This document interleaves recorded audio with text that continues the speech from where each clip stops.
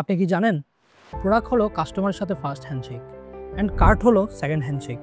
আজকে কথা বলবো মিনিপিসের কার্ট ডিজাইন বিষয়ে। বক্স ডিজাইন করার সময় যে প্রবলেম ফেস করেছিলাম এখানেও সেম প্রবলেম ফেস করতে হচ্ছে। 100-200 পিস কার্ড আপনি বানাতে পারবেন না, মিনিমাম 1000 থেকে 2000 পিসের মতো কার্ড বানানো লাগবে। তবে বক্সের চেয়ে কার্ড বানানোর কস্ট কিছুটা কম।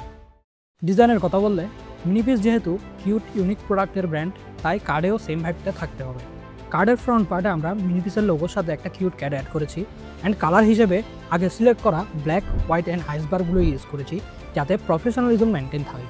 আর কার্ডের ব্যাক পার্টে আমরা একটু ফানি অ্যান্ড মডার্ন ভাইব দিতে চাইছি, যা নিউ জেনারেশনকে মিনিপিসের সাথে কানেক্ট করতে হেল্প করবে।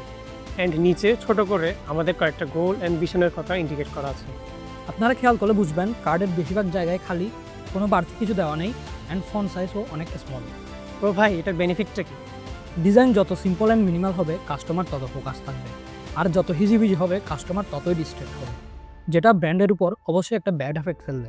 আর কার্ডে একটু মডার্ন ভাগ দেওয়ার জন্য কর্নারগুলো কার্ভ করে মেক করা হয়েছে। কার্ডগুলো আমরা একটা লোকাল শপ থেকে বানিয়ে নিয়েছিলাম, কারণ নিজে দাঁড়িয়ে থেকে যদি না করান তাহলে ওরা ডিজাইনে গোলমাল করে ফেলবে অ্যান্ড কার্ড আপনার মনের মতো হবে না।